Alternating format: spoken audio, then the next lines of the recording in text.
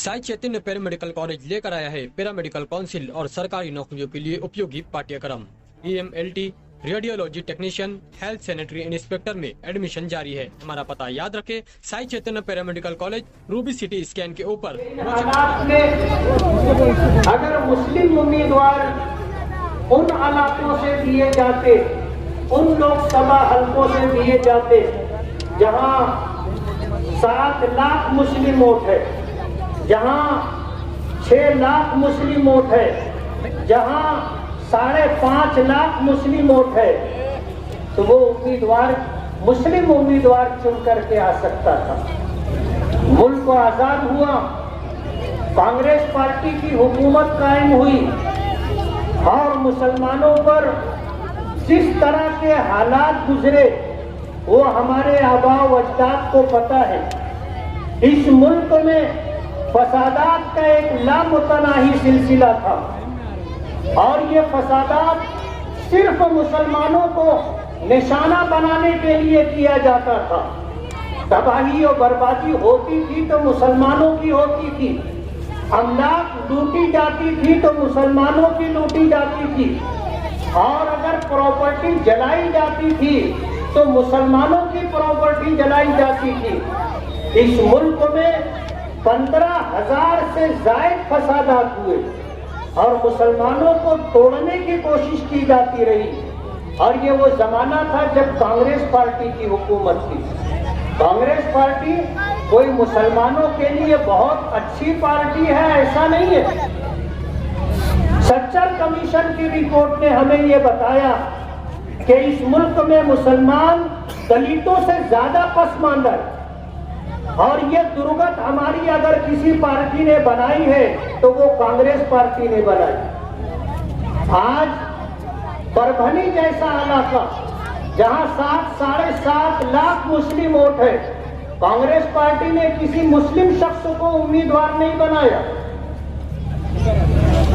जहां 6 लाख वोट है, बंबई जैसे कुछ इलाके, वहां पर मुस्लिम को उम्मीदवारी नहीं दी गई। हमारा ये धुलिया मालेगांव लोकसभा हल्का 5.5 लाख मुस्लिम वोट है, मुसलमान को उम्मीदवारी नहीं दी गई। उम्रे पर जाने से पहले मैंने इस बात की वजाहत की थी कि अगर महाविकास अघाड़ी की तरफ से उम्मीदवारी दी जाएगी तो हम पार्लियामेंट इलेक्शन लड़ने के सिलसिले में सोचेंगे, लेकिन महाविकास अघाड़ी ने यानी कांग्रेस, एनसीपी, समाजवादी और शिवसेना उद्धव बाला ठाकरे, इन चारों पार्टियों ने पूरे महाराष्ट्र में किसी मुसलमान को उम्मीदवारी नहीं दी। गौर करने का मकाम है। आप इससे अंदाजा कर सकते हैं कि कोई कांग्रेस पार्टी मुसलमानों का भला करने वाली हो, ऐसा नहीं। हमारे सामने 2 मुसीबत है, एक बड़ी मुसीबत है और एक छोटी मुसीबत है, और हम मुसलमान हैं, साहिब ईमान हैं, अल्लाह पर, उसके रसूल पर ईमान रखते हैं, उसकी शरीयत पर ईमान रखते हैं। हम तो अल्लाह उसके रसूल की हिदायत के मुताबिक चलते हैं। बुखारी शरीफ में सरकार दो आलम सल्लल्लाहु अलैहि वसल्लम का इरशाद मुबारक है, इज़ब तुलीत बिवलियतैनि फख्तर अहवनहुमा, जब तुम 2 मुसीबतों में गिरफ्तार हो जाओ और तीसरा कोई रास्ता तुम्हारे सामने ना हो तो उस वक्त तुम हल्की मुसीबत को इख्तियार कर लेना। वरना आपको पता है कांग्रेस पार्टी या बीजेपी में कोई फर्क नहीं है। ये एक सिक्के के 2 रुख हैं, एक हमारा खुला हुआ दुश्मन है और एक हमारा छुपा हुआ दुश्मन है। आज मुल्क के जो हालात हैं, इन हालात ने हमें मजबूर कर दिया, या यूं कहिए कि ये हमारी जरूरत बन गई। मुल्क में हमारी माँ और बहनों को बेपर्दा करने की कोशिश की जा रही है। हिजाब और बुर्के का मसला उठाकर पूरे मुल्क में हमारी इज्जतदार गयूर माँ और बहनों को बेपर्दा करने की साजिश की जा रही है। हमारी शरीयत को मिटाने की, खत्म करने की साजिश की जा रही है। हमसे हमारी शहरियत यानी हिंदुस्तानी होने का हक छीना जा रहा है। आज हमारी मस्जिदों पर बुलडोजर चलाए जा रहे हैं। औलिया किराम और बुजुर्गों की दरगाहें भी महफूज नहीं है। हमारे मदारिस को दहशतगर्दी का अड्डा बताया जा रहा है। CAA का कानून ला करके इस मुल्क में जो साजिश की जा रही है वो समझने की बात है। मैं आपको बताना चाहता हूं कि 2014 से 5-10 साल जो बीजेपी की हुकूमत रही है, इन्होंने इस मुल्क में सिर्फ मुसलमानों को टारगेट किया है। वो कहते हैं 80 और 20। आप समझते हो 80 और 20? 80 और 20 का मतलब ये है कि 80 हिंदू, सिख, पारसी, जैन यानी तमाम वो धर्म जो इस्लाम के मुकाबले में है वो 80 और 20 में मुसलमान। हम टारगेट है, कोई और इस मुल्क में टारगेट नहीं है। आज बीजेपी ने सिर्फ मुसलमानों को टारगेट किया है और हमसे हमारी शहरियत छीनना चाहते हैं। उसके लिए CAA का कानून लाया गया। CAA का कानून ये है कि इस मुल्क में जो हिंदुस्तानी नहीं होगा, अगर वो दरखास्त देगा कि मुझे हिंदुस्तानी शहरियत दी जाए, तो अगर वो मुसलमान नहीं होगा तो उसको हिंदुस्तानी शहरियत दे देंगे, और अगर मुसलमान होगा तो उसको हिंदुस्तानी शहरियत नहीं देंगे। ये CAA का कानून है। अगला कदम जो बीजेपी सरकार का है वो NRC लाने का है। NRC का मतलब ये है कि हर हिंदुस्तान में रहने वाले हर मुसलमान के घर तक सरकारी कारिंदे पहुंचेंगे और आपसे आपके हिंदुस्तानी होने का सबूत तलब करेंगे। आपको कागजात अपने हिंदुस्तानी होने के पेश करने पड़ेंगे। अगर किसी हमारे घर के 10 अफराद में से कोई 2 फर्द 4 फर्द अगर मशकूक हो गया तो उसे पुलिस गिरफ्तार करके ले जाएगी, और ले जाने के बाद उसे खुली हुई कैद में रखा जाएगा, जेल खाने में रखा जाएगा। फिर उनसे हमारी मुलाकात नहीं होगी।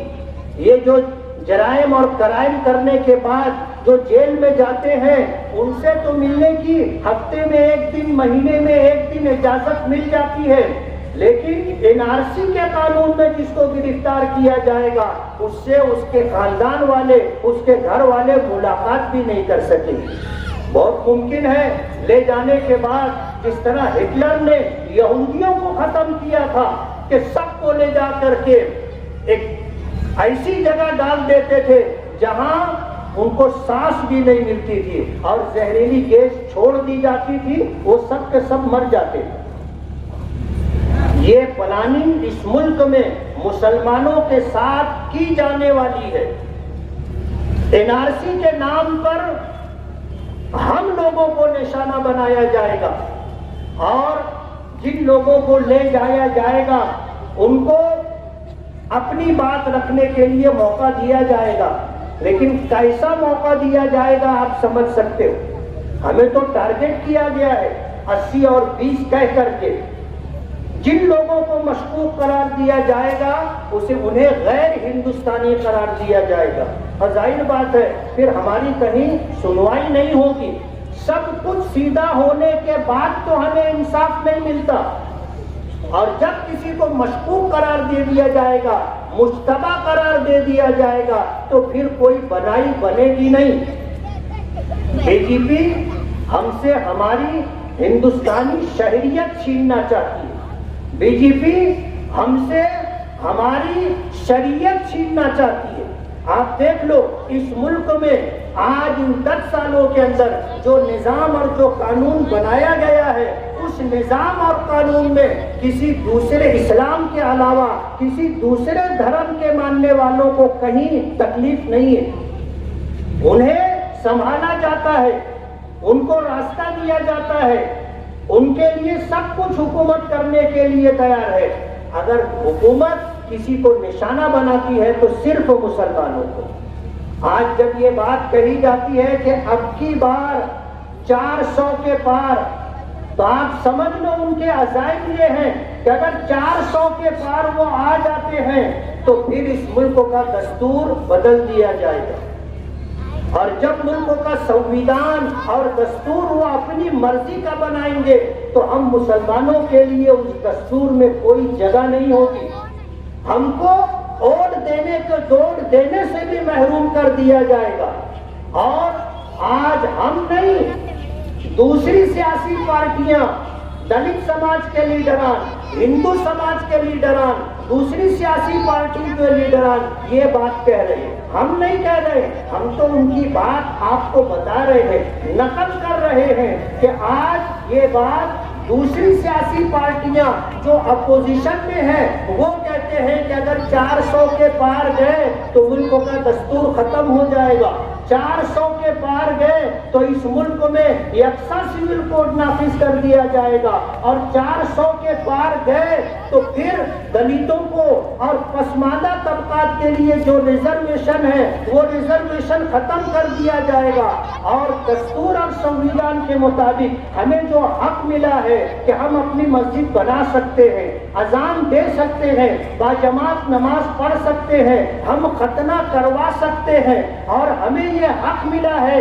کہ ہم مدرسے بنا سکتے ہیں، اپنے مذہبی تعلیم کو ہم اپنے بچوں کو دے سکتے ہیں، ہم اپنے مذہب کے مطابق نکاح کر سکتے ہیں، ہم اپنے مذہب کے مطابق طلاق کو اختیار کر سکتے ہیں، ہم اپنے مذہب کے مطابق وراثت تقسیم کر سکتے ہیں، ہم اپنے مذہب کے مطابق ایک دوسرے کے حقوق دے اور لے سکتے ہیں، یہ سب کچھ ختم کر دیا جائے گا، اور اس ملک میں مسلمانوں کو آج تو ہم 2 نمبر کے شہری ہیں، آنے والے دنوں میں اگر اب کی بار 400 پار یہ بات اگر صحیح ثابت ہو جاتی ہے تو پھر ہم کہیں شمار و قطار میں بھی نہیں رہیں گے، کوئی حیثیت نہیں ہوگی، ایسے حالات ہیں۔ ان حالات کی وجہ سے ہمیں ہمارے نبی جناب رسول اللہ صلی اللہ علیہ وسلم کا وہ فرمان کہ جب تم 2 مصیبتوں میں گرفتار ہو جاؤ تو ہلکی مصیبت کو اختیار کر لو۔ آج ہمارے سامنے روڈ گٹر کا مسئلہ نہیں ہے، بجلی کا مسئلہ نہیں ہے، ہیلتھ کا مسئلہ نہیں ہے، تعلیم کا مسئلہ نہیں ہے، ہمارے سامنے سب سے بڑا مسئلہ ہماری شریعت کا ہے۔ اگر میں مسلمان رہ کر کے نہیں جی سکتا تو ایسی زندگی جینے سے فائدہ کیا ہے؟ ہمیں ہمارا ایمان عزیز ہے اور ہم اپنے ایمان کو اپنی جان سے زیادہ عزیز سمجھتے ہیں۔ نبی کریم صلی اللہ علیہ وسلم نے یہ بات فرمائی تھی کہ قسم ہے اس ذات کی جس کے قبضہ قدرت میں میری جان ہے، کوئی شخص اس وقت تک ایمان والا نہیں ہو سکتا جب تک کہ میں اس کے نزدیک، میری لائی ہوئی شریعت اس کے نزدیک اس کی جان سے، اس کے ماں باپ سے، اس کے بچوں سے اور دنیا و جہاں میں جو کچھ ہے اس سے زیادہ عزیز نہ ہو جاؤ۔ بخاری شریف میں آتا ہے کہ حضرت عمر فاروق رضی اللہ تعالیٰ عنہ اس بات کو سن کر کے کہنے لگے کہ اللہ کے رسول آپ مجھے سب سے زیادہ عزیز ہیں لیکن میری جان مجھے آپ سے زیادہ عزیز ہے۔ حضور نے فرمایا کہ عمر تمہارا ایمان کامل نہیں ہے۔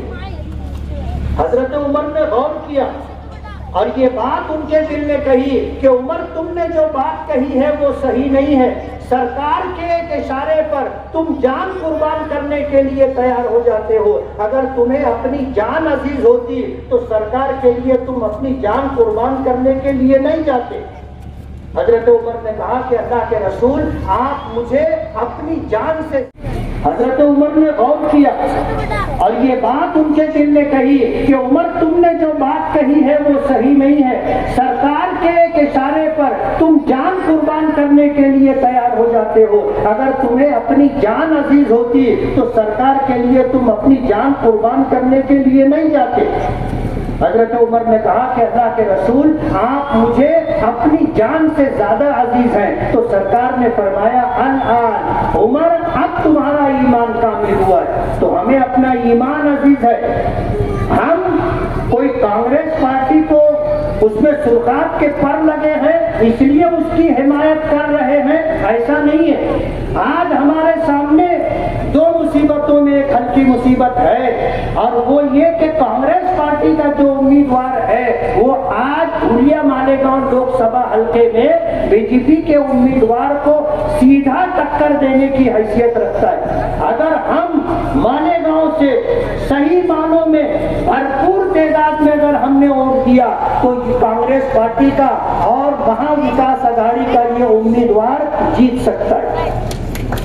آج اس طرح کے حالات ہیں، ہم نے شوبھا تائی بچاؤ کو جو ووٹ دینے کا اور ووٹ دلوانے کا جو فیصلہ لیا ہے، اور ہم نے بغیر کسی مطالبے کے، بغیر کسی ڈیمانڈ کے، بلا شرط حمایت اور بغیر کسی کنڈیشن کے سپورٹ کرنے کا فیصلہ کیا ہے، تو اس لیے کہ ہماری ماؤں اور بہنوں کا پردہ باقی رہے، اس لیے کہ ہماری مسجدیں باقی رہے، اس لیے کہ ہمارے مدرسے باقی رہے، اس لیے کہ ہماری درگاہیں باقی رہے، اس لیے کہ وقف کی املاک باقی رہے، اس لیے کہ ہم مذہب کی آزادی کے ساتھ جی سکے۔